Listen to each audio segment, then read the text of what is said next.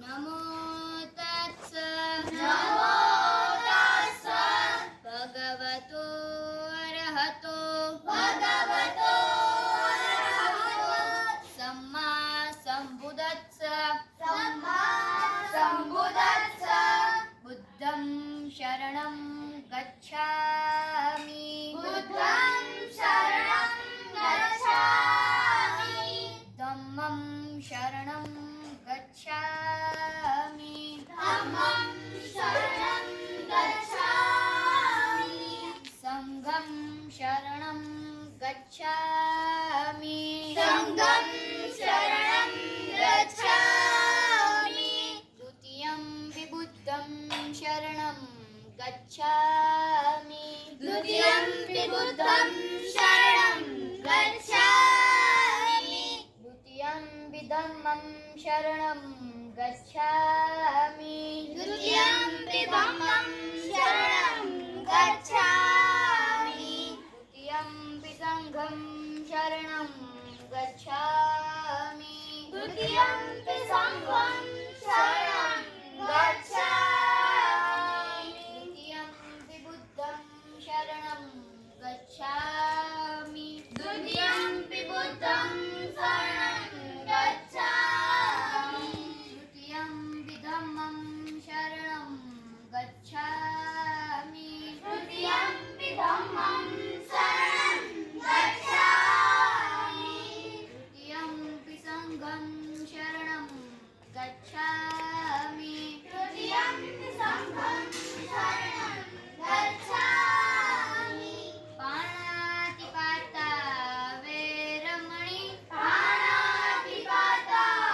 વેરમણિ સિક્ખાપદં સમાધિયામિ સિક્ખાપદં સમાદિયામિ અદિન્નદાના વેરમણિ અભિન્નદાના વેરમણિ સિક્ખાપદં સમાધિયામિ સિક્ખાપદં સમાદિયામિ કામેષુ મિચ્છાચારા વેરમણિ કામેષુ મિચ્છાચારા વેરમણિ સિક્ખાપદં સમાધિયામિ સિક્ખાપદં સમાદિયામિ સુરામેરય મજ્યપમાદઠાણા વેરમણિ સુરામેરય મજ્જપમાદઠાણા વેરમણિ સિક્ખાપદં સમાધિયામિ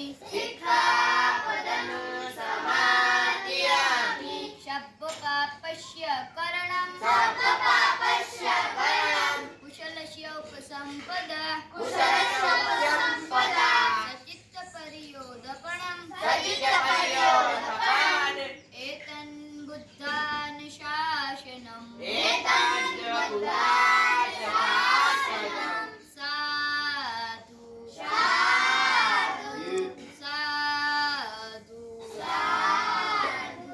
સાધુ સાધુ જય ભીમ. નમો બુદ્ધાય. મારું નામ જયદીપ છે. હું ધોરણ 8 માં અભ્યાસ કરું છું. આજે હું તમને રોહિત વેમુલા વિશે કહીશ. રોહિત વેમુલાનો જન્મ 30 જાન્યુઆરી 1989 માં હૈદરાબાદ તેલંગાણામાં થયો હતો. તેમનું મૃત્યુ 17 જાન્યુઆરી 2016 માં થયું હતું.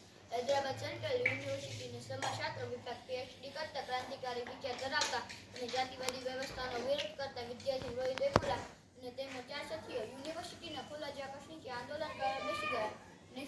નિષ્ઠુર દ્વારા તેમને હકારાત્મક જવાબ આપવામાં ન આવ્યો, જેથી આવા જાતિવાદથી કંટાળી રોહિત વેમુલાએ પોતાની જિંદગી ટૂંકાવી લીધી. આ તેમની આત્મહત્યા ન હતી, પરંતુ એક દલિત સ્કોલરની સ્થાનિક હત્યા હતી. બસ આટલું જ કહીશ. જય ભીમ. નમો બુદ્ધાય. મારા રાઠવા વિશે 14 અને 8 માં અભ્યાસ કરે છે. આ તમે સમય થોડો જાણે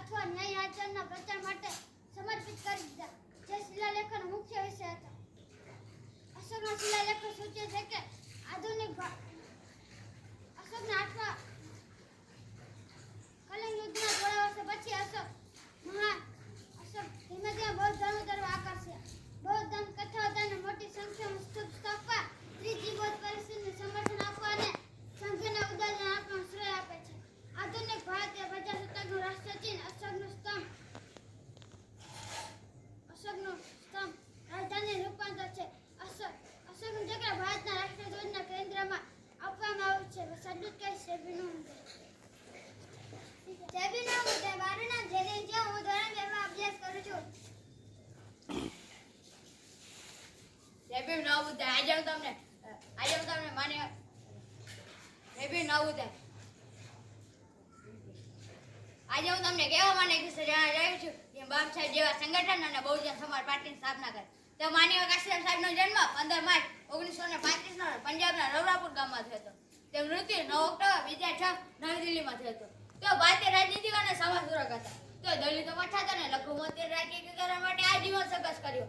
તો ગીતાથી બધા ઉત્તર પ્રદેશ ધ્વજા પર કાકે તેના માણસો ચોકી ગયા અને જોયું કે દલિત અને સામાન્ય માણસ પોતાના બળ ઉપર કેટલું કરી શકે છે. ડોક્ટર આંબેડકર કહીને ગયા છે કે જે સમાજનો ઇતિહાસ નહીં હોય તે કદી પણ શાસન કરી શકશે નહીં. કારણ કે ઇતિહાસથી પ્રેરણા મળે છે, પ્રેરણાથી જાગૃતિ મળે છે, જાગૃતિથી સોચ મળે છે ને સોચથી તાકાત મળે છે અને તાકાતથી શક્તિ મળે છે. ડોક્ટર આંબેડકરના કામ માટે માનનીય કાશીરામ સાહેબે પોતા ડીઆરડીઓની વૈજ્ઞાનિક તરીકે નોકરીમાંથી રાજી આપી ડીએસ કોર્ટની સ્થાપના કરી. તેમાં ડીકે ખાબડા સાહેબ, દીના ભાણા સાહેબ અને માનનીય કાશીરામ સાહેબે કામ કર્યું. આ બધા જ મહાનગરો કોણે બહાર પાડ્યા? ડીકે ખાબડા સાહેબ, દીના ભાણા સાહેબ અને માનનીય કાશીરામ સાહેબે. માનનીય કાશીરામ સાહેબ કહીને ગયા છે કે તમારા અધિકારની લડાઈ તમારે લડવાની છે. હવે હું પાછો નહીં આવું. આકરા તીરો રાતો ખાડા દુઃખો અને સંઘર્ષ સહીને અહીંયા સુધી લઈ આવ્યો છું. હવે તમારે તેને આગળ લઈને જવાનો છે. અને માનનીય કાશીરામ સાહેબ વક્તા પણ હતા. જે તેઓ તેમના ઘરની બાજુમાં વક્તા તરીકે બોલાવવામાં આવે છે ત્યાં તેમના માતા પિતાને ખબર પડે છે. ત્યાં તેમના માતા પિતા ત્યાં દોડ્યા જાય છે અને કાશીરામ સાહેબને કહે છે કે ચાલ કાશીરામ હવે તો ઘરે ચાલ. પણ કાશીરામ સાહેબ જવાબ આપે છે કે હજી તો સંબંધને મારો ઘણો સુધારવાનો છે, હજી તો આ સંબંધને મારો ઘણો આગળ લઈને આવવાનો છે, હજી હું ઘરે પાછો નહીં આવું. કે આશા નથી કાશીરામ સાહેબ બનવું. કાશીરામ સાહેબ બનવું એટલે કે નીમની ઈટ બનવી. માનનીય કાશીરામ સાહેબે સંસદમાં 11 વાગે પહેલો કદમ મૂક્યો હતો. માનનીય કાશીરામ સાહેબ કહીને કહે છે કે जिसकी जितनी संख्या बढ़े उसकी जिद्दारी. माने काशीराम साहेबે પ્રતિજ્ઞા પણ લીધી હતી કે જ્યાં સુધી હું જીવું છું ત્યાં સુધીમાં લગ્ન નહીં કરું. જ્યારે તો સમગ્ર ભારતનો પ્રવાસ સાયકલમાં કરી રહ્યો છે ત્યારે તેમની સાયકલમાં ડબલ અટકાળી હોય છે.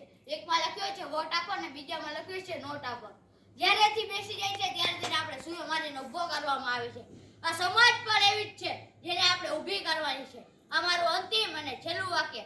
જેને જવાનીમાં ચમચગીરી લટ લાગી જાય છે અને આખી ઉંમર દલાલીમાં નીકળી જાય છે. જય ભીમ. જય ભીમ ના બુદ્ધાય. મારું નામ ચાંદગાની સંજય છે. હું ધોરણ 6 માં અભ્યાસ કરું છું. आज હું તમને વીર મેઘના વિશે કહીશ. हमारे गले में हांडी और पीछे जादू छुड़ाने की आजादी देने वाले वीर मेघना को सत सर नमन. કદી પ્રશ્ન કર્યો છે કે છઠના દિવસે રાંધવાનું શું કામ, સાતમના દિવસે ઠંડુ શું કામ ખાવાનું, આઠમના દિવસે મેળો ઉજવણી શાની. વર્ષો પહેલા વીર મેઘના નામના બૌદ્ધ સમાજના ક્રાંતિકારી પેદા થયા હતા જેમણે જ્ઞાની જાતિના ભેદ દૂર કરી સમાનતાનું આંદોલન ચલાવ્યું. જેના વિરોધ મનુવાદે શાસ્ત્રલિંગ તળમાં પાણી લાવવા 32 પ્રશ્ન કરી બલિ આપવાનું ષડયંત્ર કર્યું. ત્યારે બૌદ્ધ સમાજના લોકોની પરાકાષ્ઠા હતી. જે પ્રવેશી શકતા ન હતા અને ગળામાં કૂડા અને પાછળ જાડુ તેમજ પગમાં ભૂખરી રાખવામાં આવતી. જેના અવાજથી લોકોને ખબર પડી જાય કે સિનાડી આવી રહ્યા છે એટલે જ્ઞાનથી દૂર થઈ જતા. આ દૂર કરવા સિદ્ધરાજ જયસિંહ સામે વીરમેઘે અમુક શરતો મૂકી. મારા સમાજ ગામના છેવાડે રહે છે, તેમના ગામની અંદર રહેવા અને ગળામાં કૂડી અને પાછળ જાડુ કાઢવામાં આવે અને પાણી પીવાનો અધિકાર આપવામાં આવે. આ શરતો રાજાએ મને સમાજના માટે 14 માસનો 7નો શુક્રવારના દિવસે વીરમેઘના બલિના રૂપે હત્યા કરવામાં આવી. રાજાએ વીરમેઘને કહ્યું તારે બલિદાન યુગ યુગ સુધી લોકો યાદ રાખશે. તેના બદલામાં તારે જે માંગવું હોય તે માંગ. વીરમેઘ પોતાના અને પરિવાર માટે કંઈ ન માંગ્યું. પણ વીરમેઘે કહ્યું હે મહારાજા, માંગવાનું કહો છો તો મારા સમાજ માટે માંગુ છું. લોકતંત્ર સંસાધ્ય પાઠની સરહદ પર મારે છે.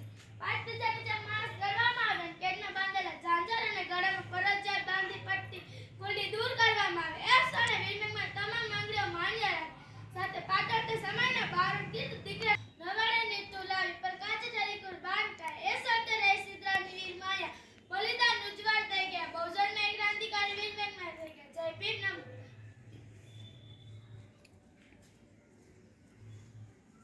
जय भीम नव बुद्धाय. आज हम तुमने एसएसडी संगठन विषय कहीश. अगर आप वही करते रहेंगे जो करते आए हैं तो आपको वही मिलता रहेगा जो मिलता आया है. अगर आपको वह पाना है जो आज तक नहीं मिला तो आपको वह करना पड़ेगा जो आज तक नहीं किया. एसएसडी એટલે કે એવું સંગઠન કે જેમાં કોઈ ફંડ ફાળા લેવામાં આવતા નથી. આ સંગઠનની સ્થાપના 2006માં રાજકોટ જિલ્લામાં 50 સૈનિકોથી થઈ હતી અને હાલમાં હજારોની સંખ્યામાં સૈનિકો ઊભા કરે છે. આ સંગઠનમાં આ સમાજ જે બરબાદીમાં ગળાઘૂંટ છે તેના ઉપર સખત ધ્યાન આપ્યું અને તેમને 22 બરબાદીના મૂળ અને 22 એજન્ડા બહાર પાડ્યા. બસ એટલું જ કહી કહીશ જય ભીમ નમો બુદ્ધાય. एक साथ सावधान हो गए सावधान विश्राम सावधान एक साथ हमारे महानायकों को सलामी देके सलामी दे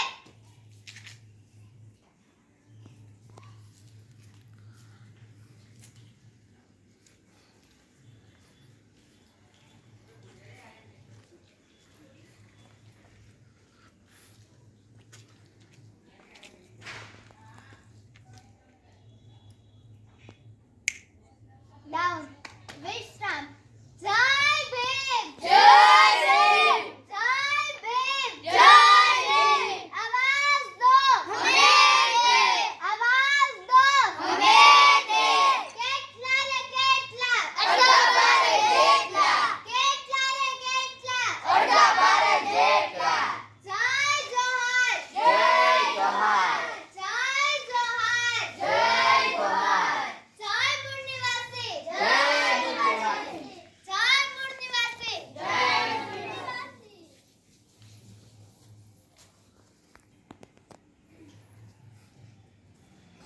મારું નામ કિરણ છે. હું ધોરણ 4 માં અભ્યાસ કરું છું. આજે હું તમને દક્ષિણ પૂર્વ એશિયાના શુક્રાંતિવી રામાસ્વામી પેરિયા વિશે કહીશ.